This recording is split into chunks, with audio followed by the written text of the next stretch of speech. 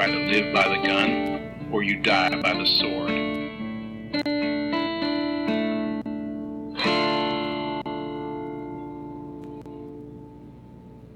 Welcome to The Good, the Bad, and the Weird. I'm Nico. And I'm Chris. And before we get started, we wanted to address what's happening across America. We've hit a historic turning point for us as a nation right now. And while we don't see our podcast as a political platform, but the topic of the protests right now go way beyond that, and they affect everyone, and that includes us. So these last couple days and weeks have really been eye-opening and heart-wrenching, and we wanted to take a minute and say our hearts are with everyone right now, but actions speak louder than words. So we're taking time to reflect, to listen, to learn, and to try and help as we can. As we move forward together, we hope everyone can stay safe. Yes, and kind of a little backstory of why we're talking about this at the start of the episode is we had originally planned a horror movie for this week, and as some of us have heard us mention, we planned these episodes out months in advance, and even though the horror film isn't exactly related to the topic that's going on, it's tangentially close enough that we felt it might be a little bit uncomfortable to talk about with everything that's going on, especially since it dealt with mob mentality, religion, and false prophets. And that was going to be a heavy talking point of the movie. Yeah, and we didn't want to distract from the seriousness of what's going on. Mm-hmm. And we actually made this decision the night before we were going to record that episode. And so we've had to change things around a little bit. And we had talked about doing some topically relevant movies, like we had mentioned In the Heat of the Night, American History X, Section 9, and other various movies. And we felt it would be inappropriate for us to hop on the bandwagon and talk about something that's so, that's happening right now. That's something so, emotional. Yeah. And honestly, we thought about flip-flopping a couple other movies, and one of them's about a white family making a road trip. I'm sure people can guess which one that is. There's a very insensitive scene in it, and we are going to talk about it, but it just didn't feel appropriate to be talking about it right now. Yeah, as we've been going through this, we've definitely been learning to be more aware and more sensitive to this sort of stuff than I think we had been. You know, we knew it was a problem. It was something that every time we see those sorts of movies, we do talk about it, but it hadn't been as heavy on our hearts as it is now. Mm-hmm. And so we're kind of hoping that this is the turning point where maybe movies like that in the future can be better written, better cast, you know, just all over everyone caring and loving a little more than we had in the past. Exactly. And we didn't want to jump into racially based movies without doing our due research and educating ourselves on the issues before diving into it, because like we mentioned earlier, we made this decision on Tuesday and we're recording Friday, so we kind of last minute scrambled to put together this do the research for this episode. But that's part of the reason why this episode's going to be a little bit different than we had been doing, is we didn't want to distract from what's going on right now, but we also understand that, you know, sitting silently on the sidelines isn't an answer either. So that's why we wanted to address it up front. But we're also not going to, you know, focus on it, because we're not a political podcast unless the movie is specifically about that issue. Yeah, exactly. So hope everyone stays safe, and on to a trip to the moon. Yes. Making fun of the French now. Yeah, I guess. Well, talk about sensitivity and then... Yeah, well, most of this is old-timiness. Yeah. So old-timey disclaimer alert. This movie's very old, as is the gentleman who we're going to focus a lot on him too. So that's another thing about this episode. It's going to be a little bit different. It's going to be kind of a hybrid between a film review and one of our Spotlight series. Specifically, we're covering Georges Méliès, who is considered is considered the founder of special effects, like the first. Yeah, and he's one of the first ones to bring fantasy and science fiction to the film world, which is one of our favorite topics in movies. Oh, yeah. So we knew we were going to do this movie eventually, but We can't do Trip to the Moon and not talk about him. No, not at all. And A Trip to the Moon is also considered the first sci-fi movie. Yeah, which is pretty exciting because a lot of you have probably heard of Trip to the Moon. You've seen some of the iconic You've imagery. definitely seen the iconic imagery, even if you maybe didn't realize it was from a specific thing. The rocket in the eye of the man in the moon. And it's always a man in the moon image that you're like slightly uncomfortable with. He's always a little bit drippier than you think he's gonna be. Mm-hmm. Yeah. And so before we actually really get into the movie itself, because it's a short movie. It's 16 minutes long total? Which actually for him was kind of a longer movie. That was his longest film at that point. Yeah, at the time. I think the Grand Max ended up being somewhere around 24, 25 minutes long. I think he had a 40-minute movie, but right, yeah. Most of it's lost. Yeah. And unfortunately, this is a time frame, almost all the movies before, I think it's the 1930s, 1950s, about half of the movies are lost. Yeah. Or we're never going to find them. Or they're hidden away somewhere and it's just going to take someone to find it. That's our hope anyway, but most sources say they're gone. They're pretty much gone. So I want to go back a little bit. I want to talk about Georges Méliès before we really get into this. Because honestly, it's, especially with these old black and white films, and this is not just black and white, but it's old, silent, black and white, and this is also pre the little screen bits that say, like, what the characters are saying. This is a true silent film. This is a true silent film, and it's also at a time where this was revolutionary. Most people at the time were creating what were called actualités. Yeah. Which were just scenes of everyday life. I think the most famous one is there is one of a train coming at the train camera. arriving at the station, or a specific station. I think it was the Lumiere brothers. No, Lumiere brothers were later.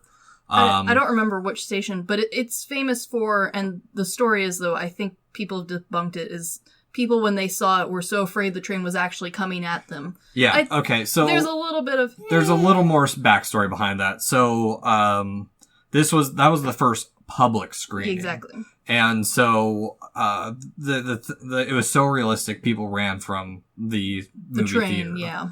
But the thing is, why they've discredited that is because it was shown in Paris. Yeah. And most people knew what film was at the time. And the other thing to remember too is a lot of us think of film and we think of the movie theater experience that we have now. That's not how people saw movies back in the day. It wasn't It wasn't a pitch dark room where people could be tricked into a 3D optical illusion. These were all very slice of lifes. There was a lot of like one of my favorite ones, which is actually kind of nice still to watch. I don't remember what it's called, but it's just a bunch of people leaving a factory at the end of the day. Yeah, and I think it's the same group of people who did the original. Yeah. So, example of what normally is filmed. His first one is a recreation of someone else's of three guys just playing cards. Yeah. It's not exciting. There's no storytelling aspect. Not really. There's, some story elements, but these were all very short. That was what movies were at the time. Yeah. And to put a little context of how old A Trip to the Moon is that going back architecturally, because it's a good standpoint, in 1902, the invention of sheet glass drawing machines allowed for mass production of windows. Yep. Which we don't think about too much anymore, but for architects, this is a huge point. It's a huge point. This completely changed how we did buildings. Also, the Fuller Building, also known as the Flatiron Building, was built. If you don't know the Flatiron Building, look it up. It's New York City. It's that very narrow building on the corner. It's so iconic. You've seen it 100 times. You just probably didn't recognize it. Also, in the U.S., the first USA movie theater, Electric Theater, opened in Los Angeles. How exciting. Yeah. We'll get back to the U.S. theater group with this one. Yeah, a little bit. A little bit. Edison is an asshole. Oh, I hate it when your heroes are assholes. Oh, I've always known he's an asshole. Oh, private school, you lied to me. But anyway, so the first thing we need to talk about, though, is the earlier life of Méliès, because unlike a lot of directors, their early lives do influence them. You don't see it nearly as blatantly as Méliès, though. And directly, too. So, I want to go back a little bit on his life before we get into his early career. Yeah. Because it's actually helpful to understand where he came from to begin with. First off, picture it. France. 1890-something. Nope. He was born Marie Georges Jean Méliès. It's a mouthful. I'm gonna butcher so many French names because... French warning, neither of us speak any French. I don't get it. I've tried. I just don't. I was in Paris a whole weekend. I pointed and grunted at everything I wanted, like the American I am. Our cousin was with us one time, and she told us that our nickname for our brother meant dog in French. Chin. I was doing good to order a croissant in the morning. But anywho, so Georges Méliès was born in 1861 on October 8th to wealthy bootmakers Jean-Louis Méliès and his Dutch wife Johanna Catherine Schwering. Schwering. Sure. Okay, one of the documentaries I watched helped with this because American bootmakers weren't... You don't think of that as a wealthy thing. These weren't just like everyday boots. These boots were like the norm footwear at the time. That's kind of what everybody wore, was a version of a boot. Except you had fancy shoes, of course. These were really nice boots. Mm-hmm. These were the high-end boots. Yeah. And on top of that, he was the youngest. Mm-hmm. And so his parents were already wealthy by the time he was born. Yeah. He had 2 older brothers, I think. Yes. And he was originally enrolled at Classique Allée du Arts at Lycée Michel. Sure. And Lycée Louis Le Grand. Something about Louis the Grand. Yes. Perfect. Like two boarding schools to make him a proper Frenchman. A proper gentleman. But on top of that, he was constantly drawing in school to the point... constantly getting in trouble for cartoons. Mm-hmm. Like making caricatures of his professors, too. And then I also read that he was also really into puppets as a child. Yeah, he began a cardboard cutout puppet theater by 10, and by the time he was a teenager, he was doing marionettes. So cute. Yeah, and he graduated from all of this in 1880. Yes. Afterwards, I think he served in the military for 3 years or something like that. First off, he joined his family after schooling, where he learned how to sew. Yep, you got to know how to do boot stuff. And then he served in the military for 3 years, and then he went to study English as a shop clerk in London for a family friend. Yeah.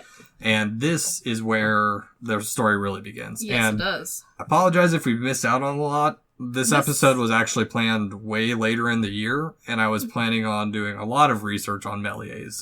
And unfortunately, Méliès himself, this guy did a lot of stuff really fast. Yeah, he was all over the place. He's fascinating. He does all kinds of stuff. I'm waiting for a proper documentary on the guy, because all the ones I watched, while good, they were not the full-length feature documentary that I was hoping for.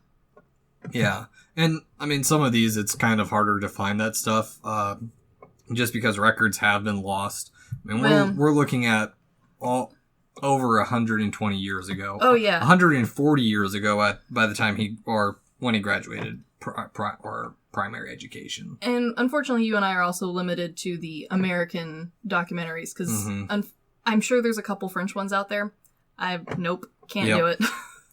And so while he was living in London, he fell in love with stage magic. Which was kind of new for the time. Magic was really more of like a street art, card, cup and balls sort of thing. So putting magic on the stage was not... I don't know. I think the closest thing I could find that like we as modern people would recognize it is like the really over-the-top magicians and... Like Chris Angel. Yeah, Chris Angel, or like the Hollywood magicians. Like, who's the guy who got eaten by a tiger? That guy. Siegfried and Roy? I don't know. I don't remember. They were circus performers, not No. There's some... Penn and Teller. No, they did not get eaten by... But yes, similar to the theatrics of Penn and Teller, but with more set. Yeah. A lot of set and a lot of storytelling. Kind of like the movies The Prestige and The Illusionist. Yeah, The Illusionist is a really good example. Yeah. And, I mean, those are set later where stage magic was considered Evelyn actually Yeah. started to get banned. This is the height. This is like a brand new sparkly thing, and on top of that, this was the time period where lavishness was kind of the norm. So this is where we start to see magicians wearing like proper suits, and that's why we still see magicians wearing the coattails, which we think now looks silly, but back then it was considered very formal and polite. Yep. And so from falling in love with the stage magicians, he moved back to Paris in 1885 and wanted to study painting at, and I know this You school, got this one. École des Beaux-Arts. Yes, very famous. Very famous. Architects at the time, this is where you went to study architecture as Honestly, well. there's Art still a in lot. general, There's still a lot of people who consider it high. Yeah. For art. Yeah. Architecture, I think it's kind of fallen off the end. Architecture is a weird world. Yes, it is. But at this time, he wanted to study painting, and his father said he would not support him if he did that, so he went to work as a supervisor His father said at the factory. No. In an act of rebellion, though, he did marry the woman he wanted to marry, and not his cousin. Yeah, or it was something. like a weird cousin thing. Yeah, it wasn't like a direct cousin. It was like we're technically cousins, but it was still cousin. Yeah, close enough. Yeah. And so at this point, he never fell out of love with the theater. He kept attending theater. He kept attending stage shows. I imagine that he was still doodling cartoons of all of his like coworkers and family members. And so at some point he started getting into film. If I remember right, because I didn't have a chance to go back through this, it was in that PBS Crash Course Film History I sent you. Yeah, that was a good one. At one point, he was going to buy a camera. I think he wanted to buy Edison's Vitascope. Yeah, they came to demonstrate it, and he was so in love with the idea of merging his two loves, his magic and this new technology, that he offered to buy it right out. No, not even. He wasn't even wanting to merge it at the time. He was just in love with being able to do that. And so they told him no, though. Yeah. And so he bought another one because at this time... kind of tinkered it a little bit. Yeah, and here's the thing about film in the early days of filming, because the pioneering days of film, they're still trying to figure out what the hell they're doing. Yeah, they have no idea what's going on. Because at this time, most of what the U.S. is showing is like vaudeville 10-second shows of like the strong man or the bearded woman. And there was also... Because, of course, there was also a lot of real short clips. They were called gentleman clips. And it was mostly a lady taking off her dress. Yeah. She never got down very far, because, like, this is back when you had, like, 6 layers of clothes on, but... And you could only really show maybe the knee. Maybe. And so... There wasn't a whole lot of precursor to work with, and not just precursor and like ideas and what you could be filming, but like technology itself. Like no one really knew how to make it better yet. Yeah, and even then, like everyone was just like even then a lot of photography came from, or a lot of film came from photography. So there was a lot of similar techniques. Yeah. Like if you wanted color, you had to hand paint that color on. Studying, trying to figure out what they want to do. So at the time, a lot of people were doing actualités. Yeah. And the story goes that Méliès' and that's how he started. Like, I think his like first 4 or 5 films are actualités. Yeah. One of them is like I said, he just blatantly ripped off someone else from America. Oh, yeah. And at the time, it was just kind of like, yeah, okay. There's no copyright at the time. There's no copyright. And like, granted... It is, like, I watched both copies. He is blatantly ripping it off, but he does change it enough. Like, one you can tell is definitely more Americanized, and his is much more French. Did your cat just jump off something? I have no clue. He'll be fine. Yeah. And so the story goes with Méliès, how he discovered his initial film trick. Yes. Which he uses extensively. He uses it all the time. What he would do, how the story goes, is he was filming an actualité. Yep. He was just filming a street, women walking down the street with their babies, people riding horses, cars driving by. Yep. And then his camera jammed. Because he has at this point he doesn't have the nice camera. Remember, they told him no, so he has this janky camera that kind of works, and he's tinkered with it a lot to get it to function more how he thinks it should work. And so it's jammed. Yeah, and so he unjams it. Yep. And just keeps filling. Yep. And so by the time he actually goes to get it developed, what happens is there's this jump. The women walking babies are now replaced by a bunch of dudes walking hanging around, a hearse driving by. Like, yeah, one of the cars, like, they say, a lot of the stories online I read were like, the car turned into a hearse. But to him, it does. The car's on one side of the screen, the hearse is on the other. We're all familiar at this point in history with jump cuts. That's what it was. But he'd never seen that before. Yep. And that's the birth of what's called the substitution splice, which is the camera operator stopping the film long enough for something on screen to be altered, added, or be taken away. Yep. And he put to use in his very first diversion from his actualities, The Vanishing Woman, which was a play on a standard stage trick of a woman disappearing through a trapdoor. Yeah. But he makes her reappear, first turning her into a skeleton, and then making her spoopy. And then making her reappear. One thing to also be said about Méliès is his film, The Haunted Castle. Ah, I like that one. Considered the first horror film. I could see how you could call it spoopy. At the time. There's a skeleton or two in there. There's an imp playing tricks on the people. That is also one of the things. Méliès had kind of figured out a bunch of standardized characters that people would recognize. And Imp is definitely one of them, because they are in most of his movies, which I like. He's in a lot of his own movies, too. Oh, yeah. This is the point where there's not big-name actors yet. No. So if you want something done, you have to, like, find an acrobat troupe and have them do it, or hire some friends. And, well, I mean, that's what he did. They figured out most of the people who acted in it were other theater people. Yeah. And, bunch of theater nerds helping each other out. Mm-hmm.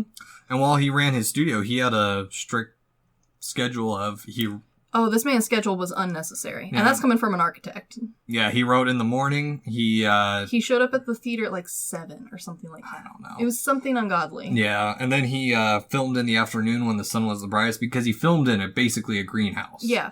Well, which makes sense though, because, I mean, how else were you going to light your set at this time? You had candles and some gas lamps, and you had to hope for the best. And that's all they had too, was that kind of film work. So honestly, natural lighting makes the most sense. Mm-hmm.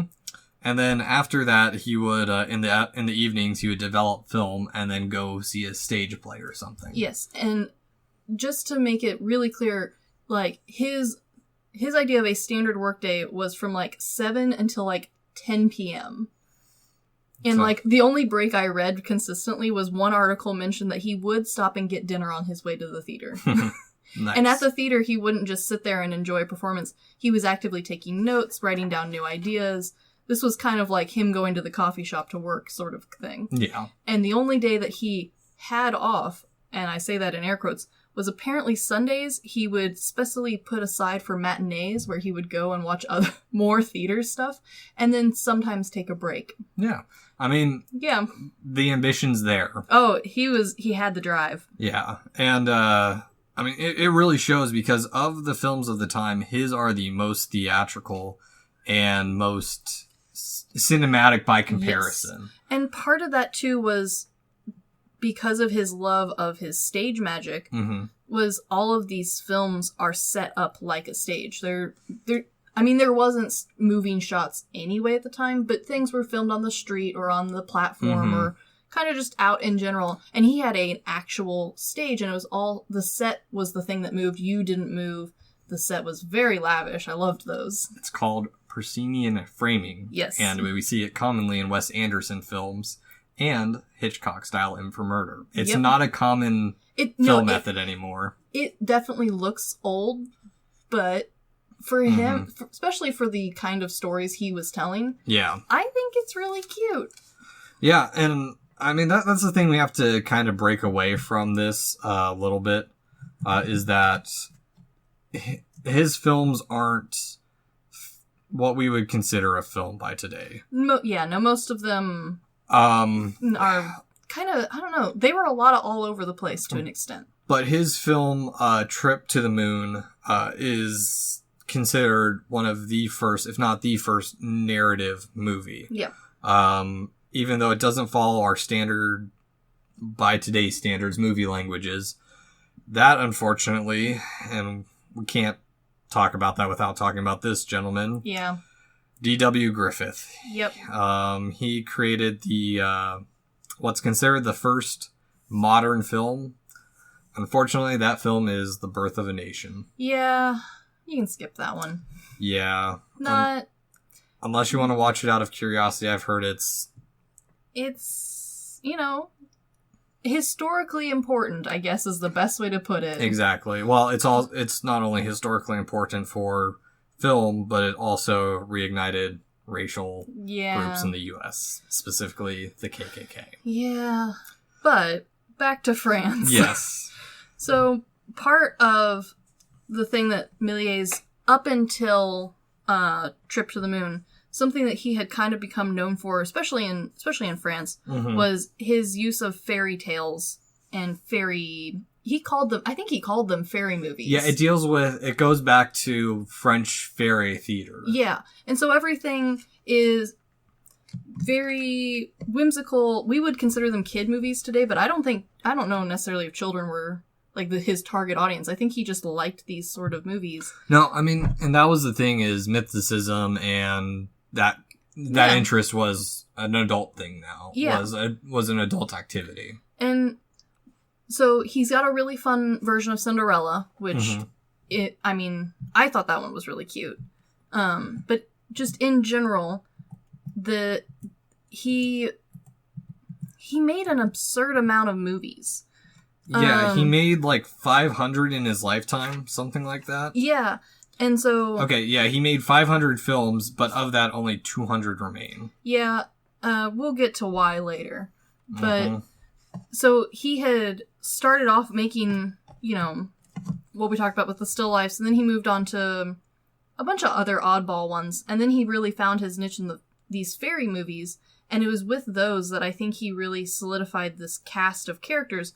Granted, I don't think he meant to do that, but there is themes that really help with these silent I would assume that maybe you would get a pamphlet or be able to read the poster before you went into the movie to know what was going on, but that's kind of, you have to piece these together yourself.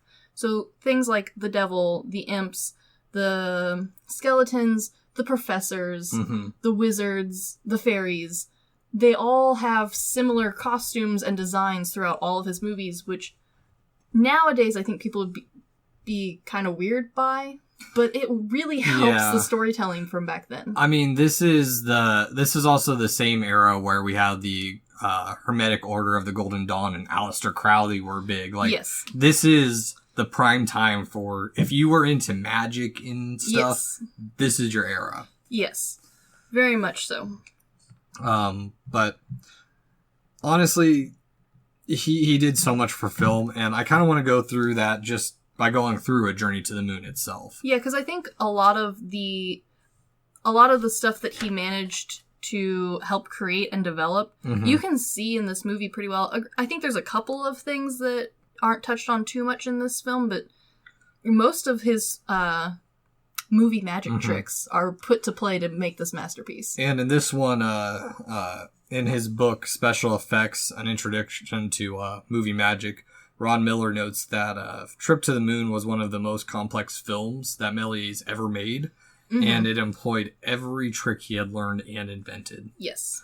And as we look at it now, it doesn't feel like it's super impressive like the tricks and stuff, but we have to remember that this is the first time, well, not the first time, but it's the first time so much of this is being used. And on top of that, this film was pulling out all the stops trick-wise, but it also pulled out all of the stops set-wise. The set is incredibly diverse, and it changes out multiple times, which wasn't common back then either. No. A lot of the times you had one set, and that was kind of it. Maybe a couple pieces moved here or there. I think this movie has, 3 or 4 sets? Like, full, lavish sets. Maybe even more if you count some of the small scenes. Yeah, I mean, it's got quite a bit, because you have one there, you have them in the observatory. Yep. You have them in getting blasted off. Yep. You have... First Moon. Well, I wouldn't really call that a set per se. It was a quick, there's a bunch of like small ones that aren't as detailed, and then you get to like mushroom plate. Yeah, there's a lot. You get the surface of the moon, you get the mushroom plate or under crust. The interior. You've got the native insectoids lands, and then you have them crashing into water in a parade. Yeah, and then on top of all of that, Méliès hired a lot. I couldn't find an exact number. I would assume at least 5 different women to help paint the whole movie, which that doesn't sound too bad until you realize that every single frame has to be hand painted. You're talking about the film. Yeah, we'll get to that in a little bit. Yeah, but Méliès really did a great job in this movie, especially with from The Vanishing Woman, where there's a couple little shots where like you can see her knees sticking out. Yeah, it's a little corny. It's a little corny. This one does very well in giving a very basic narrative. And he explained, I can't remember who he was quoted by, but someone had talked to him about his main stunts that we'll talk about more. And he was explaining how difficult it was because they didn't have any extra help either with doing these stunts. It sounds easy to us to be like, oh, well, you stand over here, film for a little bit, reel the tape back, and then stand over here. And he's explaining that, no, I've got so many actors, and if we film multiple things on top of each other, those actors need to know exactly where they just were so they don't stand on top of themselves in the film when it's played back. And get a double exposure. Because he heavily used double exposure. Yeah. What's the term? And, well, that's, if you did double exposure and they were out of place, then you'd get this ghosting effect, which is how they faked a lot of spirit photography in the day. And he actually employs that towards the end of the movie when the rocket falls into the ocean. Yeah. Because that's an actual ocean that he's filming, and he imposes upon it. And then he uses, mats to change where people are at, like in the Man with the Rubber Head. He uses the same technique from that he employs in this movie with the moon. Yeah. Basically what he has someone strapped to a rig or a chair, and instead of moving the camera, he pulls them closer and closer to the camera, so that way you can have this dark background, but their face is changing. Like their face is scaling. Yeah. And that's how they use it in the Man with the Rubber Head, where they were making him bigger, making his head bigger and smaller. Yeah. So, I guess let's talk about the plot of Trip to the Moon. Yes. Because it is a little confusing. I wasn't, until I started researching this, aware that all of them have names. Yes, all the magicians have names, but even before then, they're not 100% sure where the movie pulls its inspiration from. They know it's for sure somewhat inspired by from the Earth to the Moon and Around the Moon by Jules Verne. Yep. But there's also the possibility that it's inspired by H.G. Wells, The First Men in the Moon, which was pointed out by the French writer Georges Méliès. And then it was also possibly inspired by the operetta La Voyage dans la Lune, an attraction at the 1901 Pan American Exposition, A Trip to the Moon. Yeah. And then I think moon is also just kind of a common theme in artsy French of the time. You see it a lot in posters that don't have anything to do with this movie, but it's just a very common subject matter. And especially since going to the moon was not thought of as an actual possibility at this time, this does make sense for him to be like, yes, that's what we're going to do. If I remember right, I think this is the early ages of H.P. Lovecraft's writing. Yeah. But yeah, and again, we can't really track it down because it's... he's dead. Yeah. He's very dead. He's very dead. Anywho, from there, also at the same time, we mentioned that it was the longest film, but it was also one of the most expensive. Yeah, there's a lot of stuff going on. 10,000 francs. And 3 months to complete. Which, for films that normally were, a couple of minutes of a camera standing still, and then the same guy going and developing it in his, what I like to think of as like a backroom closet, and then be like, I've done it, I've made a movie. This is a big deal. Yeah, and I don't know the actual scheduling of films nowadays. I think generally on higher budget movies it's 6 to 8 months. Yeah, that and sounds... on like super low budget, it's 3 or less. Yeah, or 4 years, as I've recently found the genre for. Real bad. Let's just say real bad. Development hell. Oh, yeah. Or their experimental, like, Boyhood that took 12 years to film because they used the same actors Exactly. for 12 years. But, anywho, the movie itself is about this group of scientists who I like to call them professors. Professors / somewhat wizards. Yeah. He says professor. Professor's a very standard character for him. And I do think that it would be more akin to, like, what we would consider, like, a basic old-school wizard. So I don't know if it's, like, a translation thing, or if, like, just old-timey people thought professors could do magic. I don't know. And, oh boy, are their names interesting. Yeah, now that I know they have names, I love them. They're great. Yeah. Here, we'll read off a few. Yeah. Georges Méliès played the main professor, the one who points out, hey, we can go to the moon. The goofiest professor. Yes. His name is Professor Barbenfolius. Yes. Followed by Nostradamus, Alcrophispus, Omega, Macromegus, and... Good luck. Parapharengaramus. These are all the professors that agree to come with him to the moon. Which is great, because they all have names to begin with. Which I had no idea, and I love their names. Their names are great. And so, we have them board a rocket, or they build a rocket. They build a capsule. I think the film meant for it to be a rocket, but I don't think rockets were really a thing yet. It's shaped like a little bullet. It's shaped like a bullet, and it's shot from a giant cannon. Navy cannon. Yeah. Yeah, I really like, I don't know who's supposed to be who, but one of the professors appears to have decided that his character is meant to be the bumbling old man. And so for the first, like, bit of the movie, he's constantly falling over himself and on other things. So as the head professor, as I now know, is Barbenfolius. Barbenfolius. Yeah, that one. This other old man in the background's just, like, tripping over all these workers who are building their little space capsule. Yeah. And I mean, I think that's the charm, too, is that there's that little bit of fun in between. And one of the things that you'll notice right off the bat when you're watching this film is, even though it's a silent black and white film that's a tiny bit hard to see what's going on sometimes, just because it's aged and they didn't have great technology at the time. And there's been restorations of it, but you can only restore something that old so far. Yeah. It's only, about 15 minutes long. This movie's really good to rewatch a bunch of times, because everyone is over the top of caricature, and you don't know who's supposed to be doing what. I had to rewatch it to catch how the professors ended up with stools at the beginning of the movie.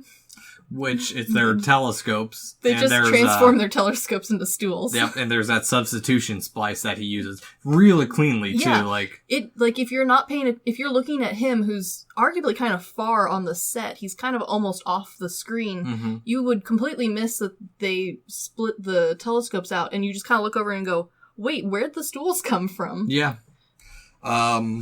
I mean, I honestly didn't notice until I was reading that was one of the big cuts in the movie. Yeah, and there's also a lot of background actors who aren't the main professors, which is part of how I think this changed a lot of how movies were looked at, because we have our main characters, we didn't really have a bunch of main characters up until this point. Again, this is the very start of films with narratives, yeah. So we have a bunch of, I would just assume are, like, girls who had nothing better to do with their lives, and they're all the background actors for every possible set. And they all seem to be wearing diapers. They're friends, and apparently he paid them really well, too. Yeah, he seemed to be a genuinely nice guy to be a director under. Like, he paid them and bought them lunch every single... Yeah, what a nice guy. Every day they Makes worked. up for those terrible uniforms those girls are wearing.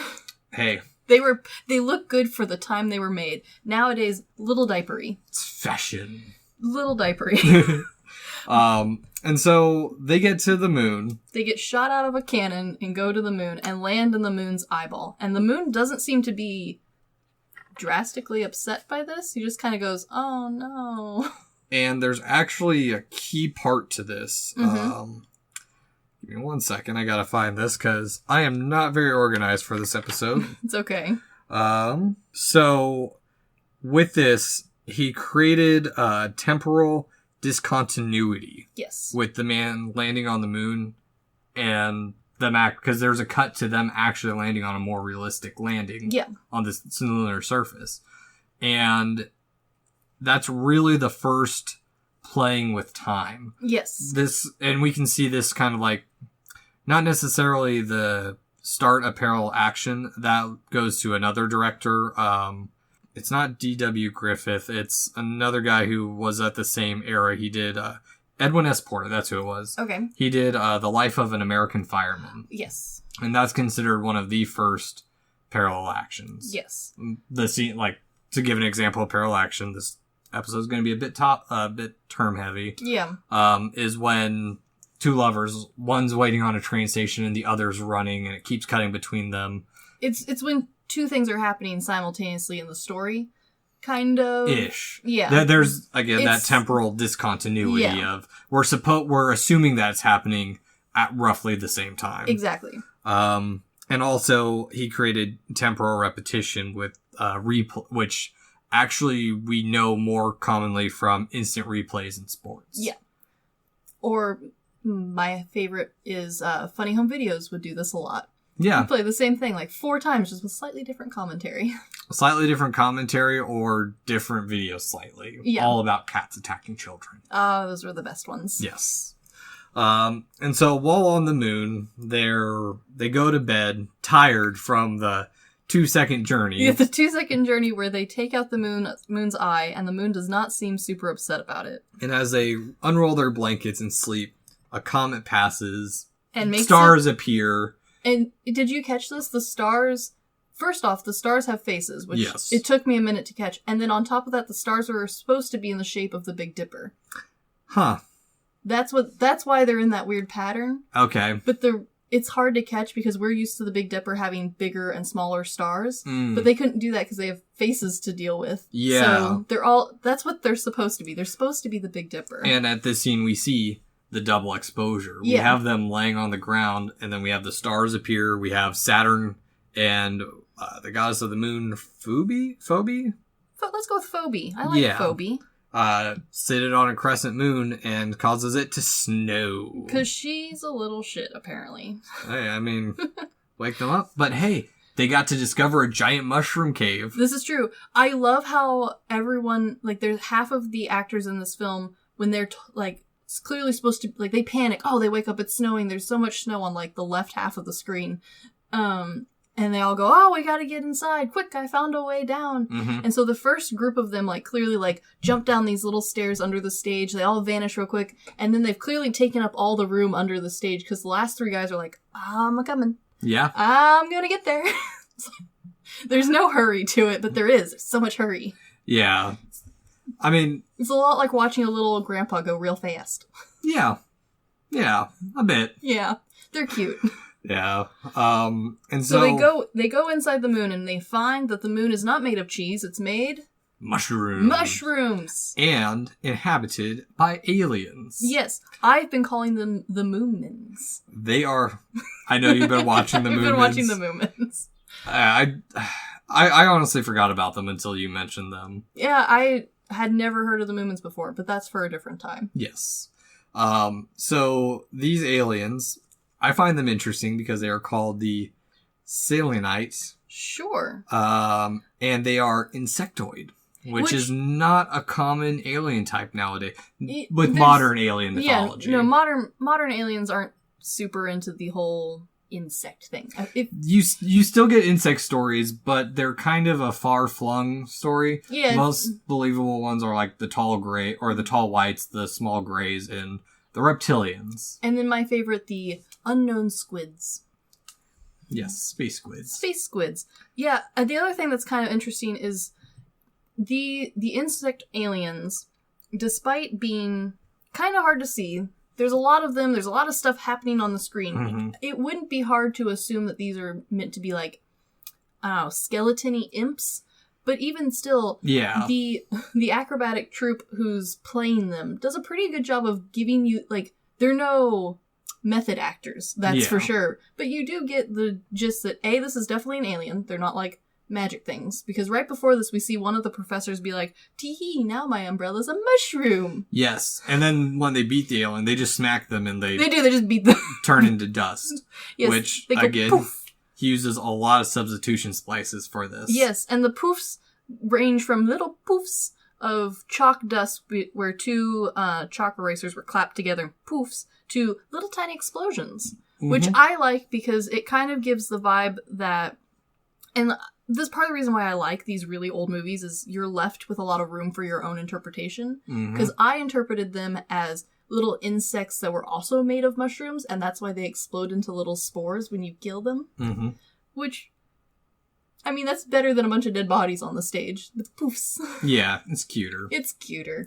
And so the astronomers are overpowered. They are taken captive. They're taken to the king, but they fight back. They do. They get out, and one of the Selenites hops aboard and falls to Earth. Well, this is one of the things that I like, because they had clearly demonstrated at the beginning of the movie that the moon is a thing, a distant orb in space. And they know it's an orb because then later, once we land on the moon's face, you can see the horizon, you can see another 2 moons and the Earth. I don't know where the other 2 moons came from, but there's 2 extra moons sometimes in the background. Wizardry. Wizard moons. And so we know that it's round, but they don't have any rocket fuel to get back, and this is not a rocket, it's a bullet. So how do they get back from the moon? One of the professors grabs a rope on the edge of the bolt, on the tip of it, and they fall off the moon to Earth. They fall off the moon to Earth with a little alien holding on desperately on the end, which I kind of like because, and a lot of his movies did this. I watched as many as I could the other night, where it's meant to be a more serious story. Like the professors going to the moon. Granted, they're magic professors, but there's a lot of humor in his storytelling, which is, I think, part of the reason why they've held out so long, because you can rewatch them to see, like, one of the insects sits on his butt, puts his legs above his knees, and butt scoots towards them really fast at one point, which I about lost it. No, there's a lot of, like, Looney Tunes style humor and a lot of slapstick. While that's not the main point of the movie, he just kind of was like, yeah, why not humor? Yep. And so they come back to Earth. And I liked this next scene, because this is one of his things that he's famous for. So they come back to Earth. I like that he thought about this. He goes, they can't land on the land. They all die. Because we got one guy hanging from a rope and the other one hanging from the back. So they gotta land in the ocean somehow. Yep. And so he developed a technique of making things look like water. So first off, he's got a pool. And he's got, it's just a standard pool. And then he overlays the missile landing in the pool with a big splash, I think. No, he filmed an actual beach. There we go. And the rocket falling into the pool was... I don't think it actually fell into a pool. I don't know exactly what he was using. I didn't do a lot of research into that. And then there's a quick little scene of the rocket sinking to the bottom of the ocean. Oh, hi, Charlie. And the way he managed to get that scene is the rocket is a little toy rocket on a string that he's lowering, wiggling down. And in between the camera and that scene, he has a tank of fish. Yes. To make it look like there's really water and there's actually fish swimming by. And the reason I love this technique so much is because, A, that's really freaking clever. Yeah. And then on top of that, we still see this sort of thing today. A really good example of it is a lot of new underwater rides, like think Disney. I think the most recent Nemo ride does something similar to this, where it's supposed to make you feel like you're in a submarine, you're underwater. You're not really underwater, there's just water in between the glass of your submarine, and they shoot bubbles through it to make it feel like you're underwater. And they might have a waterfall go over so that you can feel like you're diving down the deep. But as Disney knows, because they used to have an actual underwater ride, really hard to maintain those bad boys. Well, I did not know there was a Nemo ride. There's a Nemo ride. I think it's in Tokyo Disney Sea, and it might also be in the Florida Land one too. Don't know. I love watching other people go on roller coasters. I know you do. Yeah. But yeah, something as simple as just putting water in front of your field of vision to make you think you're underwater.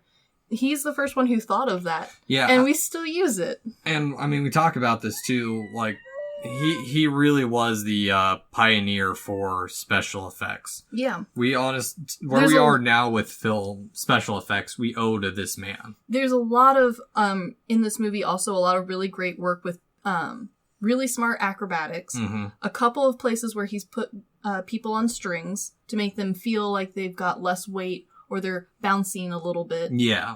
Some of his other fairy movies do it even more dramatically to make it look like the fairies can fly.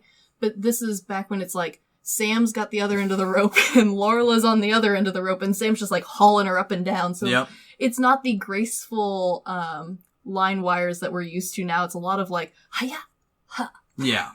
But it's still really cool. Like, the effect is still there, and even though you know it's going to get better, mm-hmm. it's still like a really cute little addition that helps add to the story. Yeah. And, I mean, for me, there's a lot to it, too. I think it's amazing that we're able to talk this much about a 16-minute movie, of which I think there's like 2 or 3 minutes got missing from the end. Yeah. Because there's supposed to be a parade scene. Yeah, because they get back, there's... The diaper girls are back to celebrate. Half of them are in a band, half of them are marching with the French flag. Mm-hmm. There's the mayor, ? There's a random guy who's there to congratulate them. They all get little flower hats and a big old moon medallion that's like twice the size of them.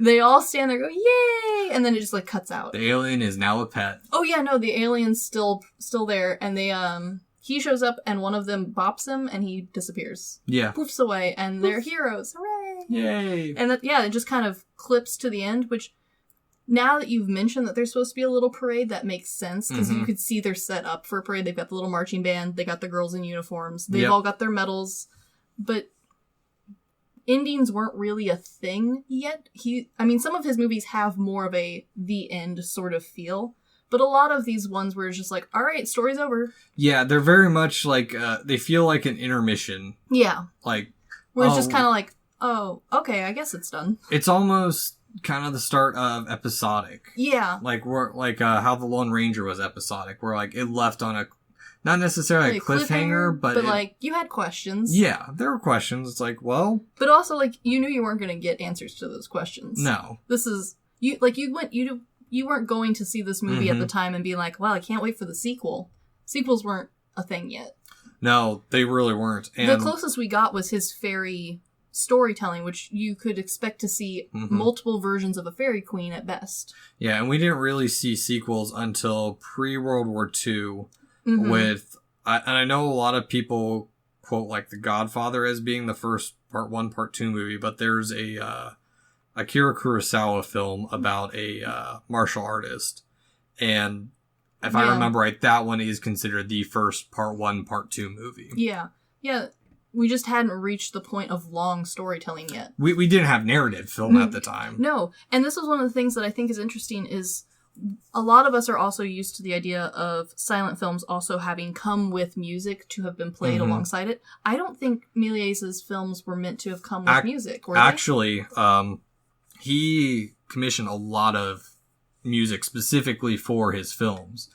This one, he did not. Yeah. He left it up to people. But a year later, who was it? There's a theory he hired someone a year later to write music for it. If he did, there's still a lot of people out there remaking what the music for this movie should have sounded like. Yeah, which I kind of like. I had fun watching a bunch of different versions of this. I think my favorite one was a brass quintet who made their own music to go along with this movie. And they were really fun. It was really good. Yeah. Well, I kind of want to talk about a little bit of some maybe inferred meaning behind the movie. There's a lot of room for interpretation with this movie. I know that people talk about that it's kind of a criticism of imperialism. Yeah, which he did have his films where some of them he got in trouble for being a little bit political. Yeah. Because at the time film wasn't seen as a way to convey a message or create meaning. It was more just a spectacle. Yeah, and a lot of these were considered, like, now we think, oh, well, he had his own studio, he was a director. But I think a lot of the general public saw this as like a guy with a really weird passion. Yeah. Like weird hobby. Well, especially for the time, because he was using so many special effects. People didn't do that. Yeah, no, this was a lot of over-the-topness. Even like Life of an American Fireman is just straightforward. Yeah, like there's not any special bouncing around between fantasy. Yeah. But for me, when I was rewatching it, immediately I thought of Avatar. Which Avatar? The James Cameron movie. Okay. That's the one that we're getting a sequel of soon? So maybe. I don't know. Oh no, we are. Disney owns it. I know. There's like it's set up for 7. like 5. Yeah, some ridiculous number. But it made me think of that just because there's these people who come to a basically unknown planet. Yeah, an unknown planet. And screw with the natives. Yeah, they do pull a Mario and just kind of murder a lot of natives, don't they? Yeah. Yeah. Yeah. Take one for a pet, which, if people don't know, there used to be a human zoo in New York. Yeah. Oh, times were different. Yeah, I mean... Thankfully. That's the other thing we have to take into consideration. A lot of these films are from a completely different era. Yeah. And not excusing what they did, but... You have to acknowledge it to some extent. Yes. I think when I watched this film, what I saw was a really interesting bridge between... It was almost like he knew science was science, and magic was magic, but he decided to show them as being the same thing, which I kind of thought was a fun, I don't know, an interpretation for his time period, because we don't really consider science, and I think a lot of movies now would even say that science and magic are against each other, like the new movie, what was it? Onward? Yeah, is Onward, where science has taken over magic. And okay, well, I haven't seen Onward yet. You would like it. That one's actually pretty good. Yeah, I know you did the glitter review for it. Yeah, and so I think that's kind of how we now see and think about magic versus science, whereas he went, oh, well, I don't really get science and I don't really get magic. Well, they're the same. Why can't they both be the same? Well, I mean, they kind of were at the time, too. Yeah, like, people didn't really get what was going on, but, like, it's science. Yeah. All right. All right, I put this gas in this room, and it turns to liquid. Yeah. Magic. Yeah. And so, I kind of liked that, and that's how when I watched this movie, which I've now watched it, I think, an unnecessary amount of times, that's kind of the, like, background narrative that I was picking up on was, yes, science is science, but magic is science. Yeah. And not only does it has modern themes to it, too. Yeah, it does. Trace amounts, I'll say. I think if you look at this with like a old-timey lens on, you can see where this movie was kind of future for its time. Like, the idea of A, going to the moon, B, not just going to the moon, but we're going to take a whole bunch of scientist-y dudes with me. We're going to learn about the moon. And then we're going to come back and tell everybody about the moon. It's like that episode in Futurama. Yeah. Which... Nice tie into our next portion of the legacy of this movie. Oh, man. Futurama's second episode has a reference to it. Bender shoves a beer bottle into the moon mascot. Yeah. I had to pause that because neither your husband or Philip knew that reference at all. I apologize. I'm working on it. It's all good. You know, and that's the weird thing this movie is at, too, because it's so far off where we recognize the iconography from it, but we don't recognize the movie itself. I would definitely agree with that. I think this movie is one of those ones where no one watches it unless you're a film student. And even then, it's kind of one of those, like, I'm going to watch it. Like, it's important. I've been told to. But, I don't know. I kind of hope that there's, like, a resurgence of watching these, because they're really fun. I had a really good time pretending to voice all of the characters myself. Yeah. Which turned into just a comedy show, which was a lot of fun. We're going to the moon! Well, I mean, there has been other stuff referencing it too. Like HBO did a miniseries where the last episode was a stage making of the movie. Yeah, and Epcot's Horizon Pavilion shows sequences from the beginning. Oh yeah, and I think the biggest one, and the one that people are probably the most familiar with, will be Hugo, the movie. Yeah, the Scorsese film, which I did not realize was Scorsese until way down the line for some reason. Yeah, I don't know, he's got a different vibe, I think. Yeah, but yeah, I I think that Hugo, honestly, I'm kind of glad that's the one that's the most recognizable, because that one managed to bring Méliès into more of a human light, because you do get to see him and his filming and the sets in a more whole way than just some iconic imagery. And we glazed out, we actually didn't talk about any of Méliès' years after no, because Journey to the Moon. But to understand Hugo, there's a huge portion to that. Yeah, there's more to Méliès. Yeah, he kind of faded into obscurity in his later years. And yeah, he ran into some money problems. And just his types of movies weren't doing it anymore. And World War One. Well, and then he also ran into a really big problem, specifically with Trip to the Moon, was this movie was so popular, and like we said, copyright wasn't really a thing. It was kind of, the wild, wild west out there. And the great asshole Edison. Yeah.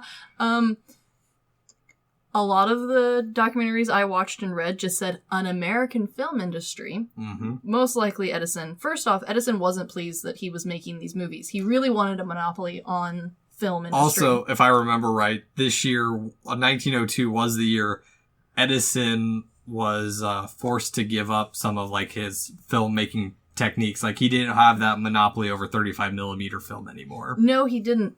But the thing he did immediately afterwards was either make or buy up a bunch of other theaters and production firms in America. So he still had a monopoly, at least in America. And this created Hollywood because they wanted to get away from him because... Oh, he was kind of a tyrant. This is during the Passion Wars too. This is a huge... Well, and so other topic. Yeah, and so part of Méliès' you can kind of see it emotionally as you're reading through what happened to him, is this movie, which he considered kind of his best piece. He was very proud of this. He was so happy that it was really popular in France. It was really popular in America. And they just stole it. Not even recreated it with their own actors and sets. Well, they legit copied the film and then showed it without telling him. His brother actually went over to the U.S. to protect his films. Yeah, after this happened, his brother set up for him, which sweet of him, but it didn't stop it. On top of that, despite this movie being popular, it wasn't popular for very long. Again, all these films at the time were spectacles, so you didn't go and see the same 16-minute clip over and over again. No, but also the selling price. He each film he would sell for 100 francs. Yep. And the colored films was 500 and something francs. Yep. And that was extremely expensive at the time. Yep. And it was long. It was long. Yeah. We complain about 2-hour movies now. Yeah, people complain about our attention spans now. People back then didn't want to sit for a 15-minute movie. They thought it was too long. Yeah. And then on top of that, this sort of movie wasn't what the theaters were really making money off of. Again, the Weird Gentleman films it was mostly about a little short story about a lady who has to get undressed by the end of the day and is just down in her knickers. And then the film cuts off. That was what was making the money, was short films and then a couple of slice of lifey things. 'Cause sex sells, baby. Yeah, and then I think also we would think more of news segments, but things that were topical for the time, those were what was making the theater money. So they only showed his stuff kind of sparingly, at the end of the day or on the weekends. Because he didn't even have a resurgence until the 30s. Yeah, which way late. Which at that time, when they were starting to recognize filmmakers, he was working as a sweet vendor in a train station in Paris. He was a candy shop guy, guys. And that's where the plot from Hugo comes from too. Yeah, it is. Which honestly, I'm glad that he was resurgent early enough that people were able to find him alive and willing to talk about his work, because that was a big thing when people refound his work was, hey, we love your stuff, tell us about it. And he did. If I remember right, he was found by the Lumiere brothers. Yeah. Yeah. But in his personal life, his first wife, he had since found a mistress. Shocker, she was working with him on the films. Shocker. Yeah, I think they originally started off as friends, moved to mistress. His first wife died. I don't know. I didn't go past this. I honestly didn't go past this just because. Yeah, he is his. I didn't want to be so heavy-handed on his history that we didn't. Talk about the movie, and so we honestly probably could do a whole spotlight episode on him if we had more time right now. The thing that I took away from his his after film career was, yeah, he stopped doing film and he wasn't a stage magician anymore, but he never stopped having that whimsical spice of life to him. Again, when they showed pictures of the candy shop that he was working in, it wasn't like, oh, he's selling hot dogs on the side of the street. Like, it's a full-on Willy Wonka candy store. Yeah. And granted, was this the thing he wanted to do? I don't know. But it seemed like he was happy. Yeah. And, I mean, there's just so much to this movie. Like, if we really wanted to go down that rabbit hole, we could connect every single scene to probably something else. Oh, for sure. It's incredibly, I don't know, I almost want to say important movie. Is definitely game changer. And he himself really recreated what it meant to be a director and a film creator at the time, even though he didn't continue on with it. I think once the 30s hit and people realized that you can do this isn't just a little side hobby. And not only that, but his contribution to visual effects and just narrative plot in general before D.W. Griffith. Because D.W. Griffith and, hang on the guy's name again. Edwin S. Porter. D.W. Griffith and Edwin S. Porter, they created the vernacular for that we still use today for film. Yeah. But until they came along, it was Méliès. Yeah, he was just doing his own thing, having fun. Yeah, and so this is one of those odd ones where normally old movies, they're good to know about, they're fun to research. I would say this is one of the few ones that I would genuinely say if you haven't seen it, you need to. It's free, it's public property, it's easy to get a hold of for this one. There was a point in his life where, especially after the film didn't go so well and he started to lose money, that the other film industries were, I think, bullying him into trying to steal his work.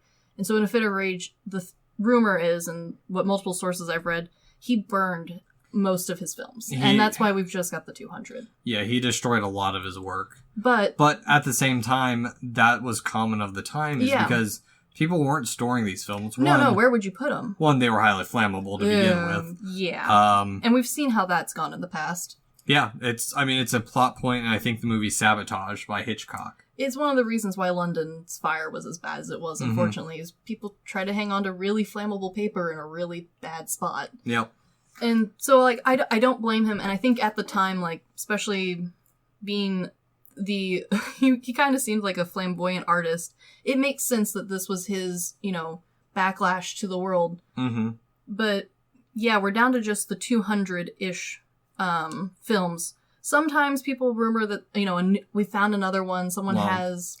In 1993, they found a color copy. Yes, they did. Which, we kind of gloss over this. Before we end this, I want to talk about the color copy, the colored version a little bit. Yes. There were only 50 of these made. And every single one was hand-painted. Yes, he had a team of ladies who hand-painted the color on, which is part of the reason why the color is sparse. And there's a couple places where the color is not consistent. But honestly, hand-painted old film is beautiful. Yeah, I mean, it's fun to see. I mean, I probably don't see the colors properly, but... No, honestly, you probably do. They're weird color choices. Maybe. No, but... I mean, I don't know, now we think of color as... you pick the hue, the saturation, the vibrancy. They didn't. They had a pot of like 4 paint colors, and that's what your options were. Yeah. So like, just because your hues are a little off, you're not missing anything. Okay. And another little thing that I just remembered, Méliès was the first person to use storyboards. Yeah. Or one of the first. Yeah, he thought all this out. It was really fun. No, the more I learned about this movie, the more I really want to go back and look at these older films. Yeah. Especially the more fanciful ones. Oh, I highly recommend the Cinderella one. It's really fun. Yeah, and I mean, I think I only got to The Man with the Rubber Head, but... that's a good one. I also really like the Fairy Kingdom one. That one's also really good. Yeah. But I know you said you would recommend it to anyone. I agree to a point. I have a feeling... because it's old, you'd have a hard time getting people with a bias of watching old movies. Oh, sure. Yeah, I can see what you mean. Because I had this at one point, too. When I was in middle school and high school, I didn't want to watch any old films. Yeah, no. And then college hit, and I found, there's this plethora of great films that are way older than I thought. Yeah.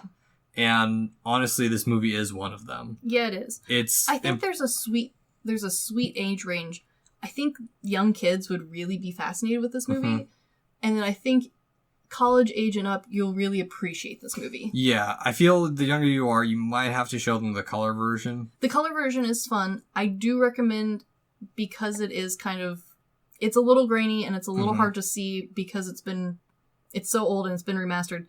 Put it on a bigger screen, maybe not an iPad. I watched mine on real small last night. It was kind of hard to see who was who. But when I put them on the bigger screen today, it's a little easier, and honestly, I don't think kids will notice. Yeah, no. It's a fun, fanciful movie. Yeah, and if you're at all interested in movie history, this is a must-watch. This is a must-watch / do a little research, because it adds a lot. The research really does add a lot. Yeah, so. Anywho, this has been The Good, the Bad, and the Weird. Thanks for listening. Peace.